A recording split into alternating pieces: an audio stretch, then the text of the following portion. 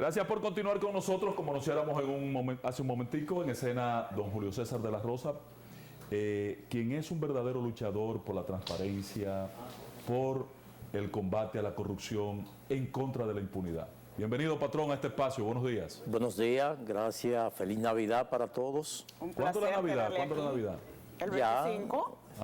Pero bueno, ese es el día de Navidad, pero ya desde noviembre estamos en Navidad. Y desde el 1 de diciembre se siente el ambiente festivo. Qué bueno tenerlo por aquí. ¿Qué le parece esta denuncia de ese señor asesor del presidente, apellido Vila, quien ha denunciado, ha embarrado a diferentes jefes de la policía? Siempre ha habido escándalos, todo el mundo lo sabe lo que pasa desde la Policía Nacional, y ahí mismo su apreciación sobre el plan que ha puesto que está implementando el gobierno para contrarrestar la delincuencia, por lo menos en la época navideña. Bueno, asesor no. José Vila fue designado comisionado, sí, pero él no es más que un impuesto por la agenda de las Naciones Unidas. Fuera de la ley incluso.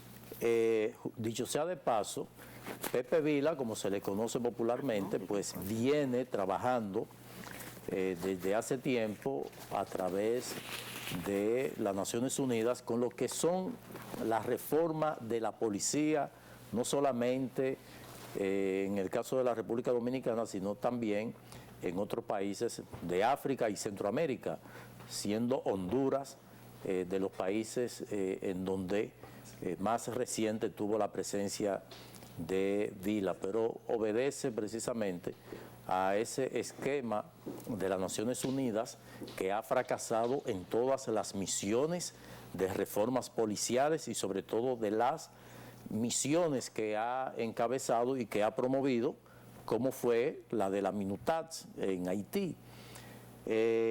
No es el mejor referente para lo que procura el presidente de la República, lo cual nosotros valoramos y hemos respaldado el que tenga la intención de que igual que yo ha comprado ese mensaje, de que la policía sea reformada. Ahora, para reformar la policía tiene que contarse con la policía. Julio César, entonces ese discurso que él tiene, que no es coherente con el de un asesor o de una persona que esté buscando un trabajo técnico, porque es un discurso político, un discurso en contra de un accionar pasado y no una propuesta, porque lo que la sociedad dominicana está esperando es que usted venga con una idea clara de lo que se va a hacer para resolver ese tema. Y si hay un tema de corrupción de por medio, pues un sometimiento. Claro. Entonces, ¿eso pertenece a una agenda, según usted?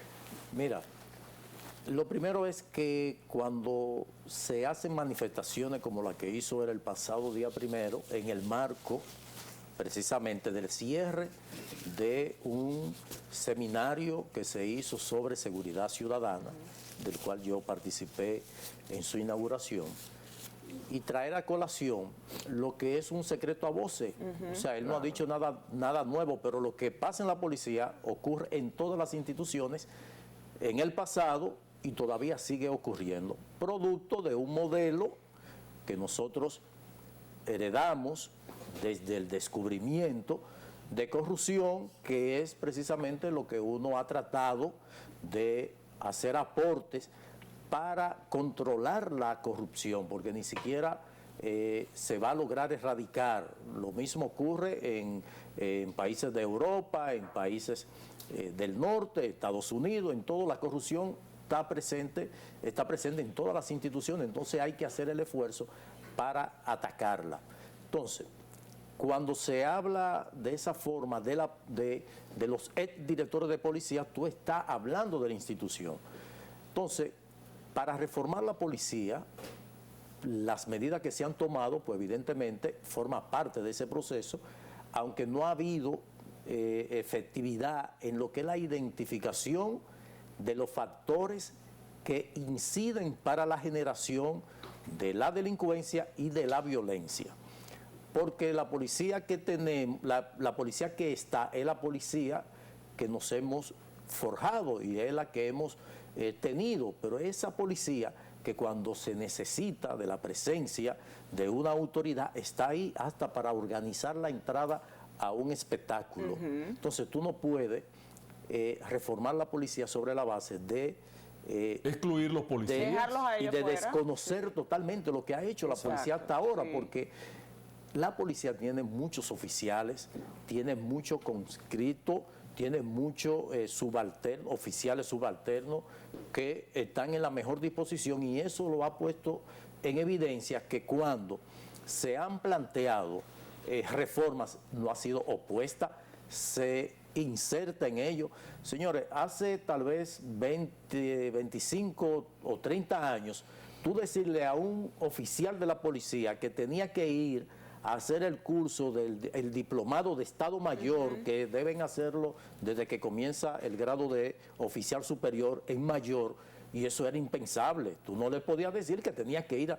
Y todos los oficiales superiores que comienzan en mayor son diplomados de Estado Mayor, como ocurre O como en las tienen Fuerzas y casi Armadas. todos son licenciados y han estudiado La gran sobre mayoría- derechos humanos. La gran y- Se mayoría ha tecnificado. se están formando. Entonces, la disciplina lo lleva precisamente a que una persona que no cree en esa policía, en esa oficialidad, va y lo insulta, porque cuando dice que la corrupción, y con esto no estoy defendiendo que no haya corrupción en la policía, en lo absoluto, pero cuando hay cosas que tú las sabes, las conoces, pero tú no puedes, para no bajar la moral de una institución, tú airearlo de esta forma, decir que desde la dirección general o de la jefatura antes de ser dirección general hasta el raso, todo es negocio. Tú no has hecho una policía nueva, tú estás reformando una policía que forma parte de eso que tú estás diciendo, porque el propio jefe de la policía ha sido director regional, compraba los cargos. O sea, si tú lo comprabas, pues tú eres corrupto también.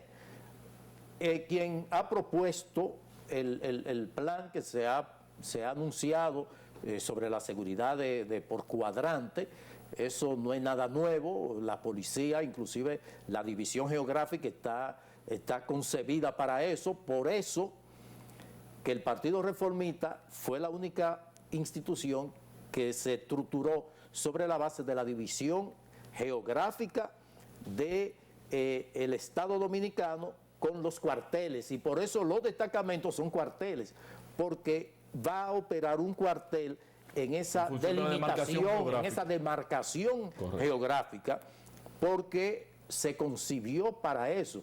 Tantas cuadras, un cuadrante son tantas cuadras que debe haber, por la cantidad de vivienda y de habitantes, se debe haber una determinada cantidad de policías. Entonces tú estás cuestionando a esos policías, a lo que tú estás tratando, no de reformarlos, sino de crear las bases jurídicas, organizativas, para que ellos se sometan a ellos. Y son tan disciplinados que se someten, no obstante tú bajarle la moral, porque, repito, cuando se refiere que todo lo que ha ocurrido en la policía ha sido corrupción, pues eso que tú tratas de reformar han formado parte de eso. Entonces, no se va a lograr tú aumentar, sobre todo, el respeto de la ciudadanía hacia la policía, porque tú estás diciéndole a la ciudadanía de que ahí nadie sirve. Pero al margen de este plan momentáneo, por el tema de quizás de las Navidades, el gobierno ha presentado varios planes y ninguno ha dado resultado, pero se está afianzando un plan contra la delincuencia solamente soportado por la Policía Nacional. Y todo lo demás, ¿dónde queda? La situación que hay en los barrios, el microtráfico, que no hay quien lo enfrente, los muchachos sin trabajo, o sea, todo tiene que ir acompañado de una estrategia constante que vaya directo también a lo social. Tú lo has dicho todo.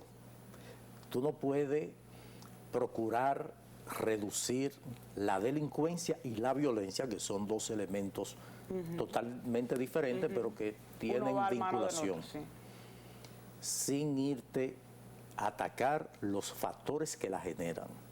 Tú puedes tener la mejor policía, pero tú vas a tener que aumentar el número de agentes para combatir la delincuencia, la violencia, siempre y cuando tú no hagas nada para tú reducir los niveles de delincuencia sobre la base de atacar los factores que la generan. Son varios los factores.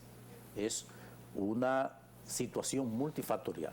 Factor económico, factor familiar, factor individual, factor social. Está el muchacho que va a la escuela, logra profesionalizarse, sale, no tiene trabajo, pero también tenemos el elemento familiar, muchos hijos de madre soltera, criada por las abuelas, la presión de grupo, donde entra el factor social, donde el muchacho que no tiene el régimen disciplinario de los padres de la familia, pues evidentemente ya tú debes de buscar como Estado cómo enfrentar esos factores. Aquí los barrios están prácticamente desatendidos, primero con lo que debería ser la generación de empleos. No hay una política de educación en términos de tú ver dónde tú pudieras insertar a esos muchachos que ya llegan, que están entre los 16 y 18 años. Los de mi generación, que tal vez no es la tuya, porque tú eres mucho más joven, pero de Ángel y yo, desde que uno llegaba a los 12 años o estaba en el taller de mecánica, en la ebanitería, en la sastrería, en cualquiera de esas... Ocupado su tiempo en una ocupado el actividad. tiempo que tú lo compartías con la escuela. Por ejemplo, yo vengo de un barrio popular, totalmente popular, donde muchos de mi generación están en una situación totalmente diferente a la mía, algunos muertos, Sí. otros que tuvieron conflicto con la ley. Ahora yo tuve, a Dios le doy la Y gracia, a los padres. una familia, Sí. un papá que le criticaban porque Era mano dura como la mía. no tenía inclusive criticado por En esta hermanos época de él. hubiese caído preso su papá. No, totalmente. A mí me daban una pela mínimo interdiario. Porque reconozco Para que no construir era un fácil. hombre de bien, Ahora, para construir un hombre de bien. Vamos ahí. yo lo agradezco.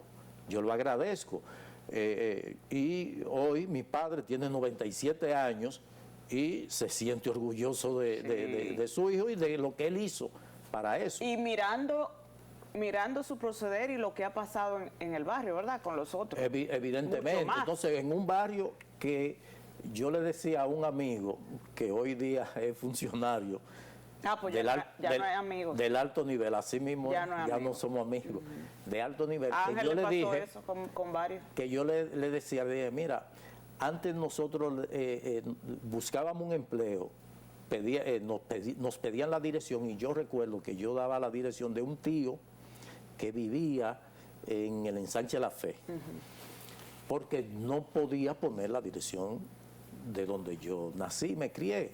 Estamos hablando de la Sursa, Mercado Nuevo, Sí, sí. y no la ponía ahora. Pedro Sin embargo, cuando estaba en el teatro, un amigo vivía por ahí y él fue por ahí a acompañarlo y lo atracaron, le quitaron los tenis. sí, bueno, él fue dichoso que le quitaron nada los más tenis, fue nada eso. más, ¿verdad? Entonces, ¿qué ocurre? Que hoy día yo lo digo con orgullo, porque mando el mensaje de que en los barrios, no es un asunto de barrio, No. sino donde deben incidir varios Sí. factores, sobre todo el familiar, porque es muy bien tú reclamarle al Estado la falta de atención, pero tú no le brindas atención y sobre todo tú no apoyas a tus hijos para conducirlo. Entonces, hasta que no se tomen en consideración los factores generadores de la delincuencia y de la violencia, no vamos a hacer nada. Por ejemplo, hay una política que se ha empezado a implementar con el tema de los politécnicos. Aquí hay un abandono de lo que es la identificación de qué nosotros estamos necesitando. Aquí hay una sobrepoblación de estudiantes en diferentes carreras en donde después de graduado no tienen mercado laboral. Sin embargo, tú no encuentras un técnico en aire acondicionado Sí, es verdad. responsable Serio y responsable, y capacitado. increíble. Un mecánico plomero. automotriz, un plomero. Señores, un técnico de Un refrigeración electricista. va a darle mantenimiento a una casa donde hay 3 aires acondicionados, Se lleva un buen 1.500 pesos por chequearlo, y si le falta refrigerante se lo aplica.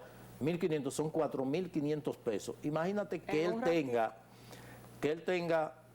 una cartera de clientes que le permite en el mes mínimo, en los 20 días laborables, hacer eso de 5.000 pesos diarios.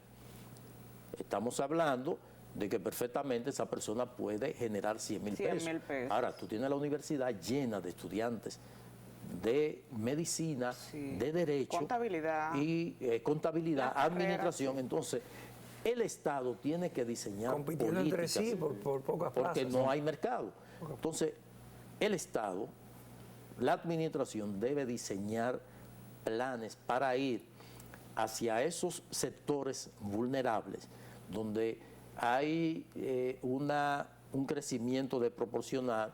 Tú ves niñas embarazadas de 14, 15 años, algunas con varios hijos de diferentes padres.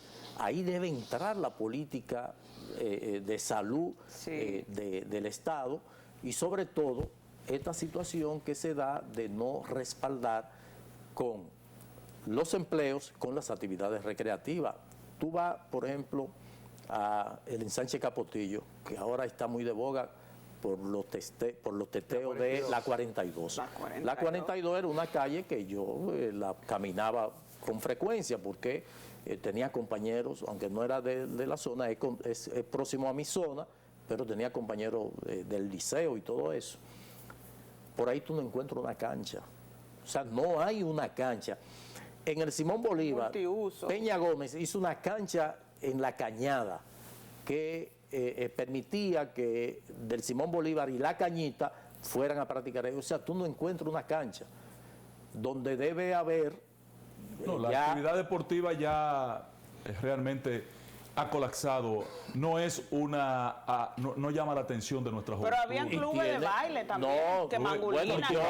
yo me formé en un club Cultural. y precisamente yo formaba parte del grupo de baile de ese club. O de teatro. Mi o hermana, de teatro, mi hermana del grupo de teatro, mi hermanito del grupo de poesía coreada. No, ya. Entonces eso Ahora era lo paliativo. ahora quieren para oír a eso. Don Julio Bad César, Bunny, a no Toquicha. no podemos pasar esta incursión suya con algo de retraso, porque usted tiene mucho tiempo que no viene aquí, sin preguntarle, ¿está ya formalizada, sin tocar el tema eléctrico? Porque ustedes han sido muy consistentes y muy coherentes con la corrupción que se han desarrollado en el sector eléctrico, sobre todo del 16 de agosto del 2020 para acá. ¿Está salvada la situación con la aprobación de la ley que elimina la CDEE? No. ¿Se aprobó esta semana ya la ley? No está salvado. ¿Cómo que no? Ah, pues iba a estar preso Ñongo. El 16 de agosto del 2020, el primer decreto del presidente de la República fue el 342-20, que ordenaba la liquidación de la Corporación Dominicana de Empresas Eléctricas Estatales, CDEE. Ese decreto contemplaba la carpintería para preparar el anteproyecto y llevarlo al Congreso para que, a través de una ley del Congreso, se derogara el artículo 138 de la ley 125 de electricidad, que crea la CDEE. Corporación Dominicana de Empresas Eléctricas Estatales. Sin embargo, esa comisión liquidadora, integrada por el ministro de Hacienda, el ministro de Energía y Minas y el consultor jurídico de la presidencia, comenzó a liquidar la CDE. Pusieron la carreta delante de los Efectivamente, porque debieron esperar que se concretara la derogación del artículo de la ley, porque no se va a derogar la ley 125, sino el artículo que lo crea. A tal punto que el ministro de Energía y Minas asaltó el patrimonio de la Corporación Dominicana de Empresas Eléctricas Estatales, entiéndase, el inmueble, le quitó el letrero de la CDE y le puso el de Energía y Minas. Eso debió producirse cuando se derogara el artículo de la ley y se estableciera en la ley, tú como legislador lo sabes, cuál iba a ser el destino de los bienes propiedad de la corporación. Sin embargo, el ministro de Energía y Minas fue y se instaló en este edificio propiedad de la CDE. Pero no solamente eso, que lo hizo reparar, cambiando mármol y todo eso, pisos de mármol, con el presupuesto aprobado por el Congreso de la CDE. Estamos hablando que entre el 2020 y el 2021 ellos ejecutaron el presupuesto aprobado para la CDE, no para Energía y Minas, ni para la Comisión Liquidadora. Crearon un consejo de la corporación, pero no designaron al viceministro, al vicepresidente ejecutivo, que es quien tenía, conforme el reglamento de aplicación de la ley que manda a crear la CDE, no lo designaron, que es quien tenía capacidad de ejecutar ese presupuesto conforme a la ley. O sea, queda claro entonces que esta ley no salva. No, porque ya se habían cometido, se habían hecho actuaciones antes de por el decreto que no puede, bajo ninguna circunstancia, pues apadrinar. O sea, ahí hay expedientes judiciales obligatorios. Ellos prepararon su propio expediente. Gracias, y no hablamos de la ley de hidrocarburos y de la palabra. No, de eso vamos a hablar después, porque parece que se convirtió en una cultura que el presidente dice una cosa y ellos creen que eso hay que hacerlo como sea, ¿no? Efectivamente. Oye, César, firmaron en los libramientos de CDE con la firma de Energía y Minas. Aparece sin firma.